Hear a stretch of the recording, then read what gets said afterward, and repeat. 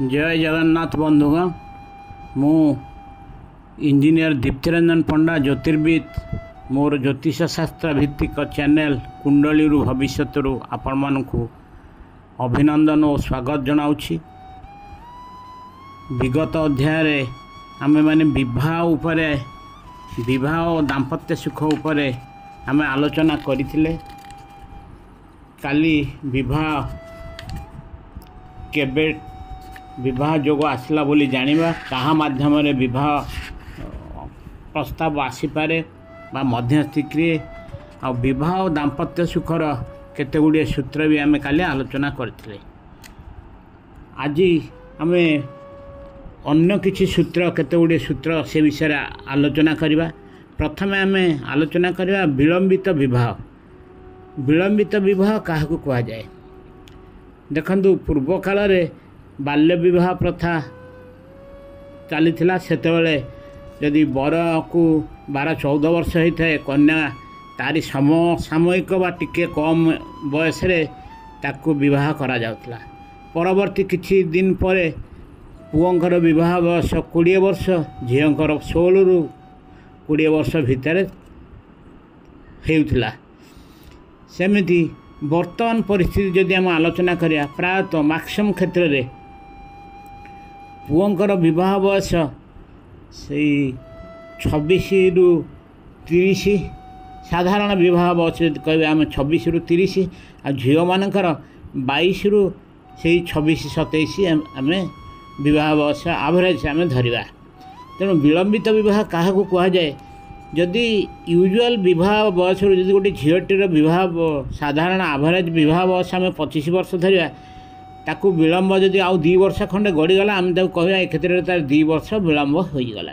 सेमती पुओ को 28 रु 30 रे पुओर विवाह बयस जदि एबेकार समय चली जदि सेटा 30 कि 32 हो गला ताले आम कहवा जे तार भी विलंब विवाह हो गला।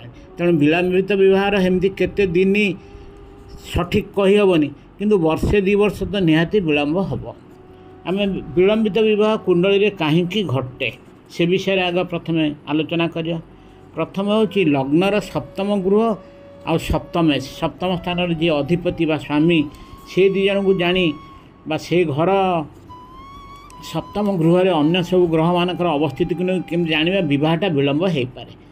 प्रथम सूत्र होची रवि मंगल शनि राहु केतु एमाने हेले विच्छेदात्मक ग्रह। विच्छेद सेपारेटिंग टेंडेंसी ग्रह मानकर थाए। लग्न कुंडली सप्तम स्थान रे रवि शनि मंगल राहु बा केतु जदि थिबे ताले सेटा होची विवाह डेर गोटे कारण। द्वितीय सूत्र होची सप्तमेश बा सप्तम स्थान अधिपति जदि यार द्वादश स्थान जोटा व्ययभाव कहती अर्थात षष्ठ गृह रे सप्तम स्थान मालिक जदि षष्ठ गृह रे अवस्थान करती तेबे जातकर विवाह डेरी हेबार संभावना। सेमिति लग्न रे बा सप्तम स्थान रे मारक ग्रह रहिले विवाह डेरी कारण लग्न रे रहिले जदि मारक ग्रह सी भी सप्तम स्थान को तांकर सीधा दृष्टि पड़ो तेणु से क्षेत्र में भी विवाह डेरी। सेमती सप्तमेश बा नवमेश जदि त्रिस्थान सप्तम स्थान अधिपति बा नवम स्थान अधिपति जदि त्रिस्थान अर्थात षष्ठ घरे बा अष्टम घरे बा द्वादश स्थान रहिले से क्षेत्र में भी विलंब विवाह हो पारे। सप्तमेश जदि बक्री ताहले विवाह विलंब हो पारे। आम कुंडली रे देखिबा केउं ग्रह बक्री अछंती किंतु जदि सप्तमेश सप्तम स्थान अधिपति जदि बक्री हेले ताहले से क्षेत्र में सेटा गोटे इंडिकेशन जे विवाह डेरी हबो। जदि षष्ठ अष्टम बा द्वादश स्थान अधिपतिंकर दृष्टि बा सप्तम गृह रे सेमाने अवस्थान तांकर हेइथिबो तेबे भी विवाह विलंब हबो। तापर आसीबा आम इंडिविजुअल ग्रह जो देखा शनि और विवाह विलंब। शनि कौटी कौटी थिले विवाह विलंब हम? शनि जदि लग्न रे तृतीय रे पंचम रे सप्तम रे बा दशम स्थान रुहंती तेबे विवाह विलंब हो पारे। शनि जदि रवि बा चंद्र बा शुक्र सहित युक्त बा दृष्टि रे थांती तेबे मध्य विवाह विलंब हो पारे। सेमिति रवि लग्न रे थिबे शनि सप्तम गृह रे थिले विवाह विलंब।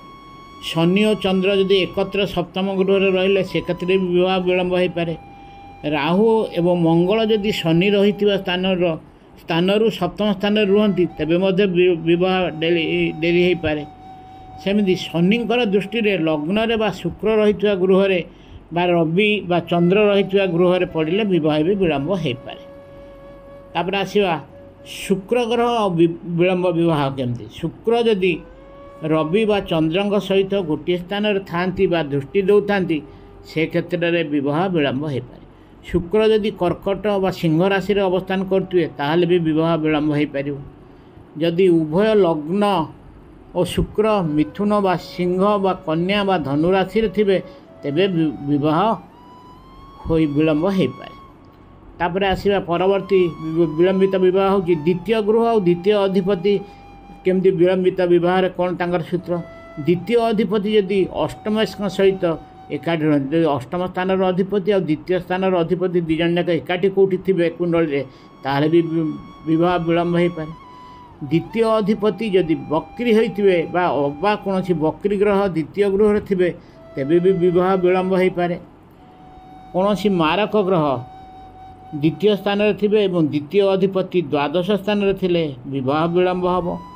रवि और चंद्र द्वितीय गृह एकाठी थे भी विवाह विलम्ब हम। राहु किंबा केतु किंबा शनि जदि द्वितीय गृह को प्रभाव पकाउथिले विवाह विलंबर कारण। विवाह विलंबर आउ अन्य किसी सूत्र सेटा होछि जदि राहु मारक ग्रह होई जदि पंचम सप्तम बा नवम गृह थांती तेबे भी विवाह विलंब हो पारे। राहु किंबा मंगल शनि रही स्थान सप्तम स्थान रहिले विवाह विलंब हो पारे। सेमती लग्नेश एवं चंद्र एकत्र सप्तम स्थान रे अन्य मारक ग्रह सहित रहिले एवं सप्तम अधिपति द्वादश स्थान रहिले विवाह बहुत विलंब घटी थाए। बर्तमान आम आसवा परवर्ती विलंबित विवाह विषय किसी आलोचना कले। एबे प्रेम विवाह केमती कुंडली होची सेटा सफल कि असफल केमती जानिबा तार सब कौन कौन सूत्र। प्रत्येक कुंडली रे पंचम भावरु प्रेम व्यापार जना पड़ी थाए एवं सप्तम भावरु आम आगुरी जानिछे दाम्पत्य सुख बा विवाह विषय जना पड़े। तेणु केउ केउ परिस्थिति रे प्रेम विवाह सफल बा विफल हेबो सेगुड़ाक आम आलोचना करिबा। प्रथम सूत्र प्रत्येक कुंडलीर लग्नर पंचम स्थान अधिपति जदि षष्ठ अष्टम बा द्वादश गृह रुहंती तेबे तार प्रेम विवाह विफल होता है। पंचम जो गृह नीचस्थ सेठार अवस्थान कले प्रेम और प्रणय दीटा जाक विफल।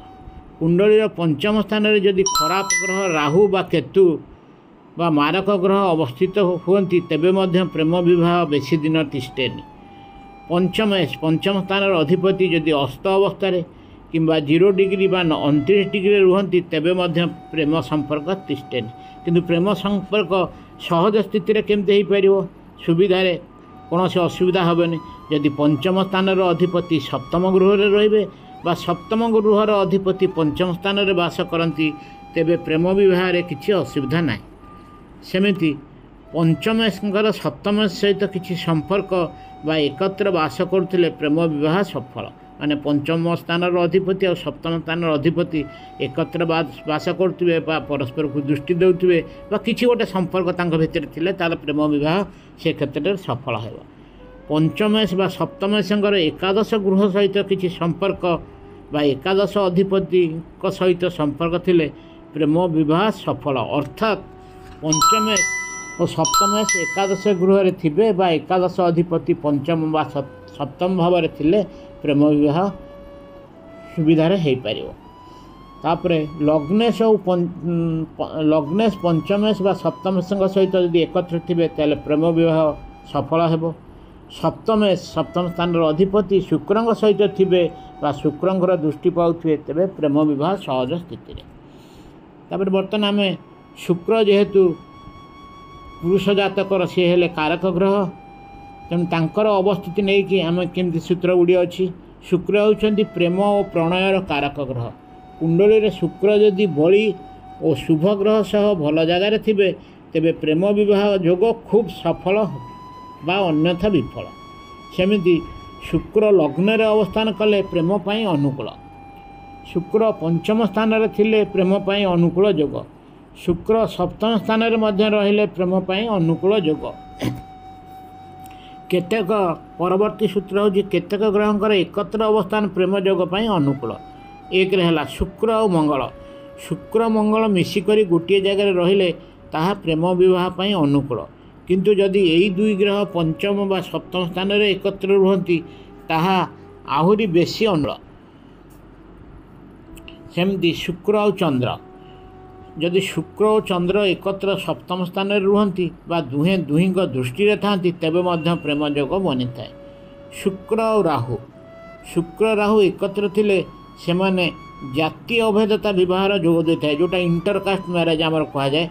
यदि शुक्र राहु कौटी थे से क्षेत्र में प्रेम विवाह जदि हम से क्षेत्र में सेटा हूँ इंटरकास्ट मैरेज जोटा जातीय अभेदता विवाह। किंतु यही दुई ग्रह जदि कुंडलीर चतुर्थ सप्तम अष्टम व दशम स्थान में थांती यही विवाह असफल हुए। आउ गोटे विवाह असफलर मुख्य कारण होची जदि शुक्र कुंडलीर अस्तमित अवस्था थांती बा नीचस्थ थांती तेबे सही क्षेत्र में प्रेम विवाह बेसी दिन तिष्ठिबनी। आज आम विवाहर प्रेम विवाह और विलंबित विवाह विषय आज आलोचना कले। परवर्ती अध्याय आम छाड़पत्र बा विवाह विच्छेदर कारण आम आलोचना करवा कहीं छाड़पत्र घटे केउं ग्रह छाड़पत्र दायी तापरे छाड़पत्र नहेबाई आम केते गुडे निराकरण सूत्र ये सब परवर्ती अध्याय आम आलोचना करवा। आजिपाई एतिकी जदि आपण को आजिकार ऑडियोटी भल लगी तेबे आगुरु सब्सक्राइब करनथले सब्सक्राइब करिया को अनुरोध करुच्ची।